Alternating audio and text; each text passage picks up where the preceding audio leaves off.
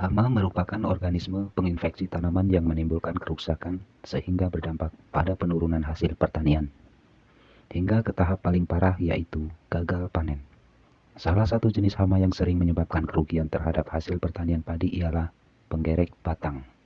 Hama ini menyerang tanaman padi pada berbagai fase atau waktu pertumbuhan mulai dari fase vegetatif hingga generatif.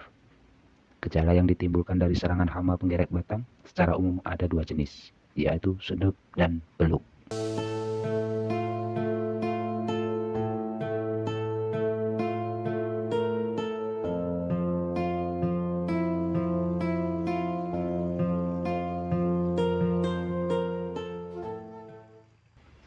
Halo, assalamualaikum sahabat Adam TV Channel, sahabat tani semuanya.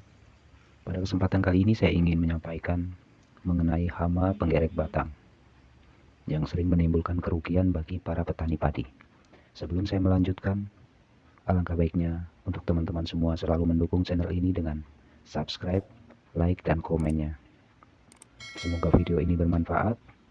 Mari kita lanjutkan. Saya akan menjelaskan apa itu sundep dan beluk.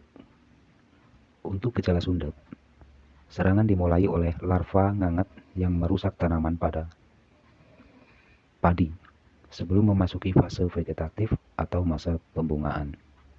Dan gejalanya mulai terlihat ketika tanaman padi berumur 21 hari setelah pindah tanam. Selanjutnya setelah 1 minggu, larva ngengat akan bertelur dan meletakkannya pada batang tanaman padi. Dan selang 4-5 hari, telur akan menetas sekaligus merusak sistem pembuluh tanaman yang terdapat pada batang padi.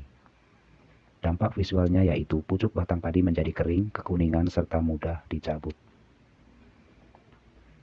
Kemudian untuk gejala beluk, serangannya terjadi pada fase generatif atau masa pembentukan malai.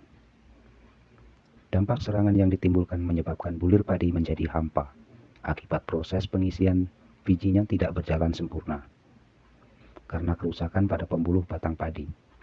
Kerugian hasil yang disebabkan oleh gejala beluk berkisar 1 hingga 3% dengan rata-rata 1,2%. Maka dari itu, upaya pengendalian organisme pengganggu tumbuhan atau disingkat OPT perlu segera dilakukan untuk mencegah kerugian akibat serangan penggerek batang. Adapun cara pengendalian hama penggerek batang padi yaitu: yang pertama, pengaturan pola tanam. Melakukan pemendekan secara serentak dalam areal selubung yang luas agar tanaman padi berada pada fase yang sama, sehingga perkembangan serta penyebaran sumber hama di lapangan dapat ditekan. Kemudian, pergiliran tanaman dengan tanaman bukan padi, sehingga dapat memutus siklus hidup hama. Contohnya, untuk musim ini ditanami padi, dan setelah panen, kita mengganti pola tanam kita dengan kacang kedelai, jagung, ataupun kacang tanah. Dengan begitu, siklus hidup hama dapat terputus. Lalu pengelompokan persemaian yang bertujuan untuk memudahkan upaya pengumpulan telur penggerek batang secara massal. Yang kedua, pengendalian secara fisik dan mekanik. Pengendalian secara fisik dan mekanik. Secara fisik dapat dilakukan dengan penyambitan tanaman serendah mungkin sampai permukaan tanah pada saat panen dan ketika lahan disingkal. Usaha tersebut dapat diikuti dengan penggenangan air setinggi 10 cm agar jerami cepat rusak sehingga larva mati.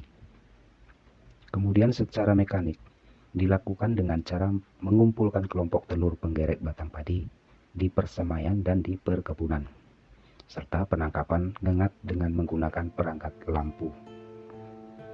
Yang ketiga, teman-teman, pengendalian hayati.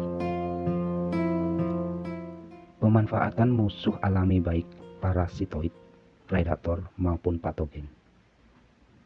Dan konservasi musuh alami dengan cara menghindari aplikasi insektisida secara semprotan. Itu untuk pengendalian hayati.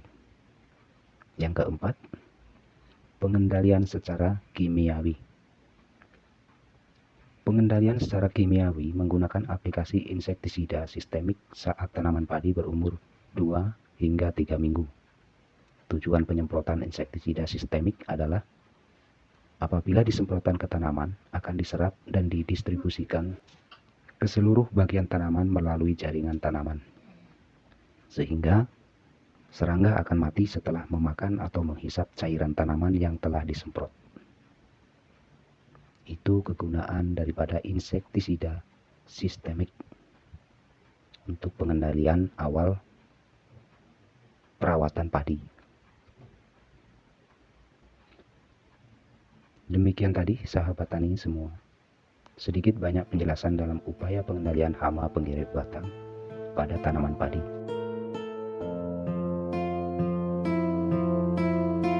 Semoga bermanfaat. Jangan lupa untuk selalu semangat, jangan pernah putus asa.